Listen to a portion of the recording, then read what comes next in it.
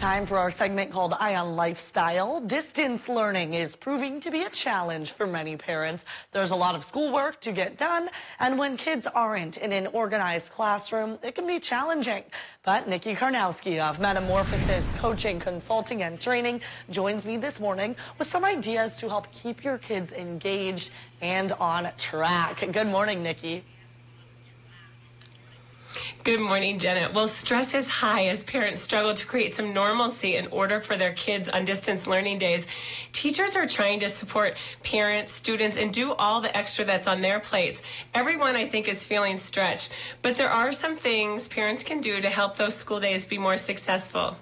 Absolutely. It sounds like trying times for everyone, but you said you collected some ideas from teachers. What are some of those suggestions?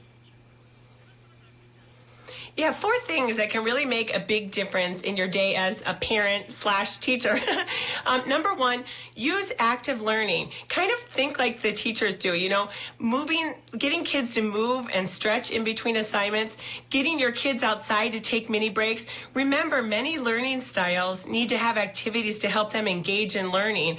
Moving helps with this. Doing mini breaks between assignments. Things like singing a song, getting them up to do a little dance. Teachers do this. We just maybe forget. It really does help. Also having things like Play-Doh or pipe cleaners available while they're learning to kind of do with their assignments. This can just all encourage. I know even with clients we have as adult learners, we put those things out on the table for training. So it's important.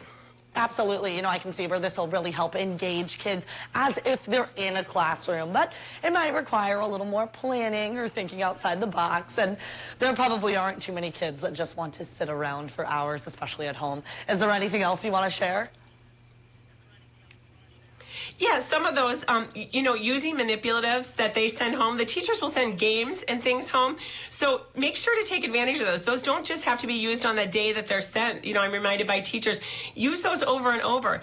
Gather pennies, gather cereal, things that they can do counting with. If there's an assignment, take them to the kitchen and do a recipe. These are really great hands-on things that kind of breaks up their day, makes it more fun for you too. And then the last 2 things would just be set aside time to be present and teach.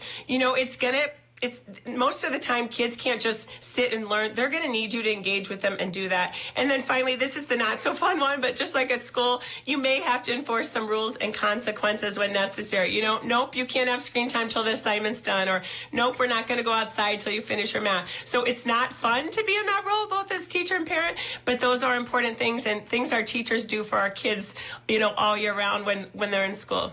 Absolutely. There's a lot of patience required for this, but those are some great tips for parents. Super helpful. Thank you so much for joining us this morning, Nikki. We will definitely see you next week, and we'll be right back after this quick break.